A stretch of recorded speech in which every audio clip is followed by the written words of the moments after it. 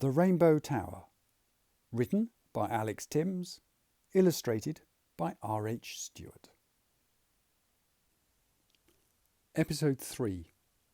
Violet. Jed dived behind the mangle and wrenched his overalls out of the rollers. He struggled to pull on his still damp clothes while trying to keep one eye on the HR team. They all stood in a group facing Trevor, who was leaning on his stick and appeared as if he was deep in amicable conversation with a group of friends. Ducking down, Jed shoved the device into his breast pocket and securely buttoned down the flap. He knew Trevor was acting. HR weren't the kind of people you wanted as enemies, and everyone knew you did all you could to keep them happy. He glanced at them all again, dressed in their fancy suits. He could clearly see the curling communication wires linking each suit with their colleague, their faces peering out of the glass panels in their helmets. Some nervously fingered the electric prods each of them had hanging from their belts. What was going on? Silently, Jed crept closer, keeping to the shadows and straining to hear what was being said. The manager was speaking. Jed was convinced this was the same person he'd seen earlier, for he recognised the clipboard and the tie design, but he still couldn't make out what was being said. He cursed the hazmat suits they wore, for their voice was broadcast from speakers mounted on their belts. Unless you stood right in front of them, it made it almost impossible to understand what was being said. Why they had to wear those things, Jed didn't know, for none of the recycling teams wore them.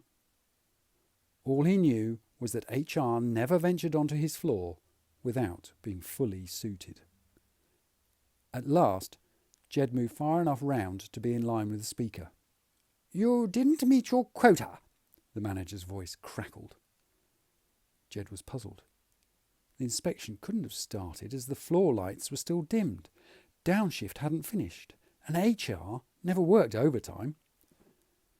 Trevor gestured around him. "I think you'll find everything is in order when you carry out your measurements." Jed knew that they always exceeded their quota by 3%, enough to keep the managers happy, but never enough for them to increase the targets next time. The manager had to turn bodily to make the bulky suit look sideways at the man on her left. "He's right, ma'am," the man commented, checking the readings on a box he carried. The manager swung back to face Trevor. Through the visor, Jed could see the woman inside was frowning, as if this wasn't the answer she'd expected.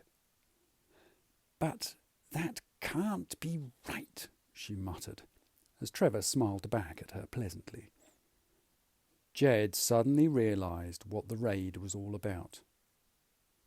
It wasn't for the other team to meet their quota, but for Trevor to fail to meet his.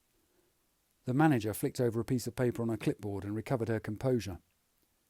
"Well, in which case, you're dismissed on health grounds." Trevor laughed. "Find it funny, do you?" The manager's voice sounded scratchy and irritable. "My annual health checks have read the same for the past 10 years, Trevor replied. "So I can't see how you'll make that stick. This order from the chief executive's office might help," the manager replied, waving another piece of paper attached to her clipboard. Trevor's good humour suddenly evaporated, and Jed could see concern all over his face. She'd never. "Let me see that!" Trevor lunged forwards. "Oh no!" the manager crackled, taking a step back. "Fulfilling this order is my ticket upwards." The other HR suits all turned to look at the manager and then at one another. Jed could see the look on the face of the nearest man. It was clear he'd only just realised why they'd been dragged onto the recycling floor at this ridiculous hour.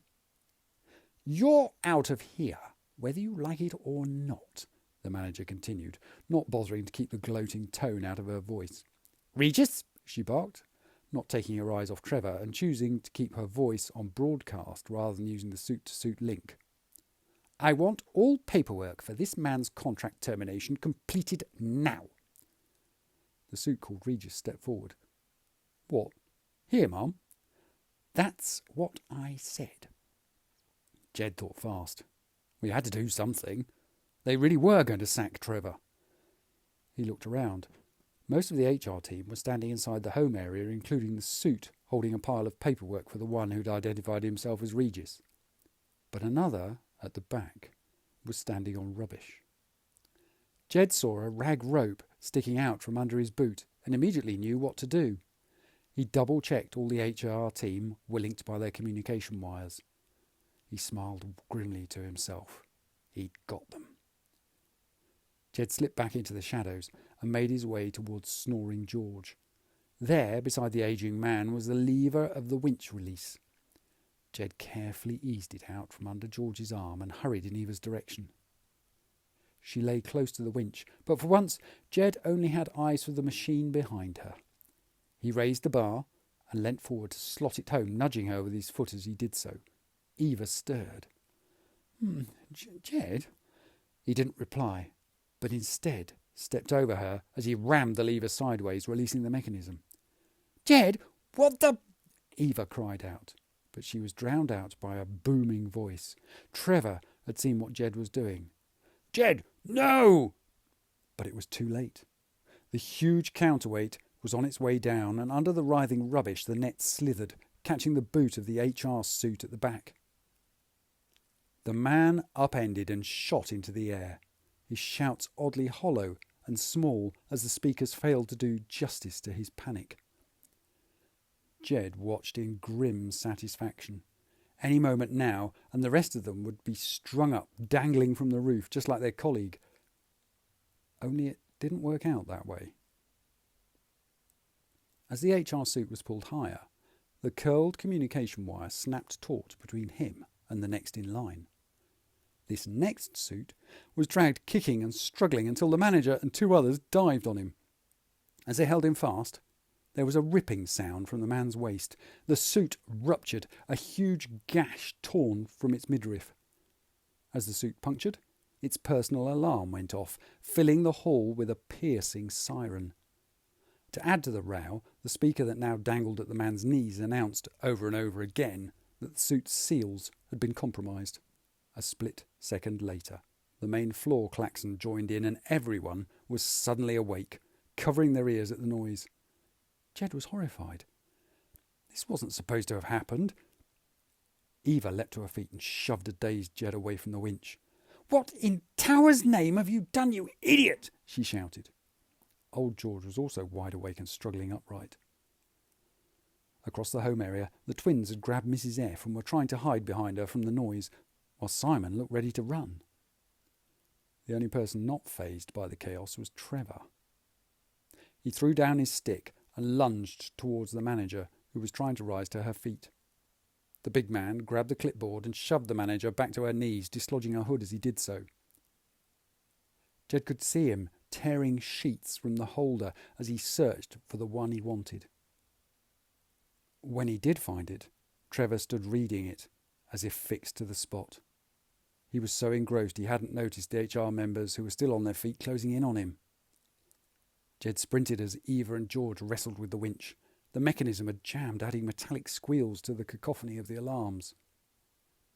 Jed pelted towards Trevor, screaming a warning, but it was too late. A fully primed prod discharged into Trevor's back, sending the big man sprawling face down. Jed leapt to his aid, cannoning into the HR suit that had stunned Trevor. He grabbed Trevor's stick from the floor, wielding it like a club to defend his mentor. The manager tore off her hood and glared up at him. "He's the other one we want," she bawled, as her own alarm joined the din. "Get him!" Jed hefted the stick.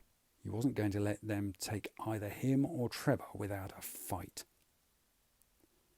Then, without warning, they were all enveloped by a stench even worse than when Jed had removed the night soil cover. The manager couldn't help herself and crumpled, bending double, retching down the front of her suit. The other HR personnel, safe behind their helmet filters, hesitated, unsure what to do.